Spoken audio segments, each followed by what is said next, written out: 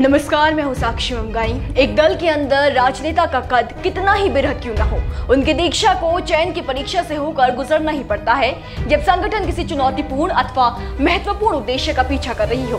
सीधी सी गणित यह है कि चुनावी समर में विरोधियों को धूल चटाने की अभिलाषा, योग्यता और हौसला यूं तो कई सियासी धुरंधरों में होता है, लेकिन एक मैदान पर किसी एक ही को अपने प्रभाव के प्रयोग का अवसर दिया जाता है। राजनीति के इस विशिष्ट स्वभाव को तब और भी नितांत महसूस किया जा सकता है जब मैदान में उतरने का मंतव्य दो ऐसे महारथियों का हो जो शक्ति के एक ही स्तर पर रहे हों। अब इसका मतलब क्या है, ये समझने के लिए पौड़ी सीट का उदाहरण लेते हैं, जहां पर लोकसभा चुनावों में ताल ठोकने के लिए प्रदेश के दो पूर्व मुख्यमंत्री कमर कसते दिख रहे हैं। आइए आज रिपोर्ट में पौड़ी लोकसभा सीट के समीकरण समझते हैं।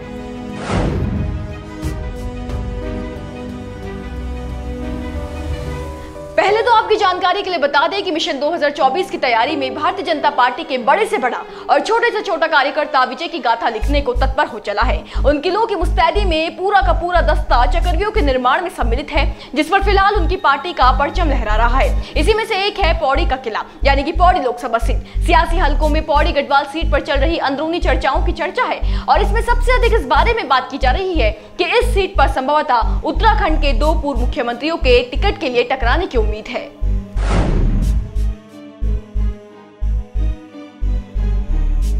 जी हां, लोकसभा चुनावों के करीब आते ही विशेषज्ञों के आंकलन शुरू हुए हैं। कयासों में उन कवायदों की गणित है जिन्हें भांप कर इस नतीजे तक पहुंचा जा सकता है कि कौन सी सीट पर कौन से नेता दावेदारी ठोक सकते हैं। अगर पौड़ी गढ़वाल सीट पर बात की जाए तो भाजपा से यहां दो पूर्व मुख्यमंत्रियों समेत कई दिग्गज हैं जिन्हें दावेदार के तौर पर देखा जा रहा है। तो देखिए, जिन दो पूर्व मुख्यमंत्रियों के नाम की चर्चा है उनमें पहले है तीरथ सिंह रावत और दूसरे हैं त्रिवेंद्र सिंह रावत।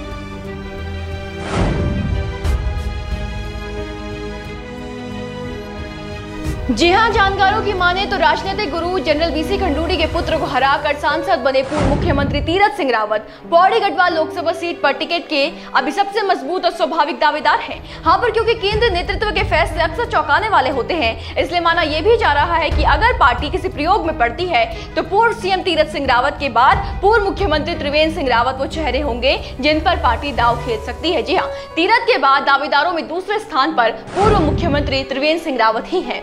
पौड़ी जिले के मूल निवासी हैं और मुख्यमंत्री की कुर्सी से हटने के बाद गढ़वाल क्षेत्र का कम से कम 2 बार पूरा दौरा कराए हैं। तो ऐसे में माना जा रहा है कि टिकट की दावेदारी में तो सबसे बड़े नाम दो पूर्व सीएम हैं। आइए अब ये जानते हैं कि पौड़ी संसदीय सीट पर कब किसका कब्जा रहा है और फिर कांग्रेस के संभावित दावेदारों पर भी नजर डालेंगे।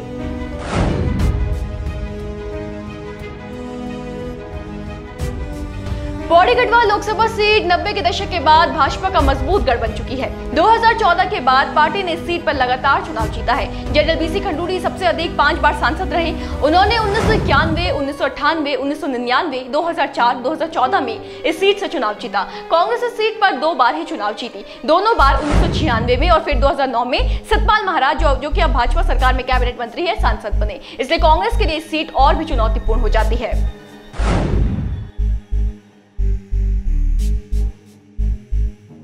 दरअसल ये कहना इस समय मुश्किल है कि कांग्रेस सीट से अपना दावेदार बदलेगी या नहीं। देखिए, पौड़ी संसदीय सीट पर कांग्रेस ने वर्ष 2019 के चुनाव में बीसी खंडूड़ी के पुत्र मनीष खंडूड़ी को उतारा था, लेकिन वो तीरथ सिंह रावत से हार गए थे। अगर कांग्रेस उन्हीं को मैदान पर उतारती है तो ठीक, वरना मनीष खंडूड़ी के अलावा पूर्व प्रदेश अध्यक्ष गणेश गोदियाल दूसरा चेहरा हो सकते हैं जिस पर पार्टी आगामी चुनाव में दांव लगा सकती है। देखिए, समर में कोई भी उतरे, पर यह तय है कि पौड़ी गढ़वाल लोकसभा सीट का मुकाबला बेहद रोचक होगा। एक तरफ भाजपा है जिसे अपना किला बचाना है और दूसरी तरफ कांग्रेस जिसे हार की अपनी परिपाटी बदलनी है। देखते हैं कौन अपने उद्देश्य में सफल होता है और कौन विफल। वो जो भी आपको लेकर आएंगे, बने रहे देवभूमि इनसाइडर के साथ। आज ही डाउनलोड करें देवभूमि इनसाइडर।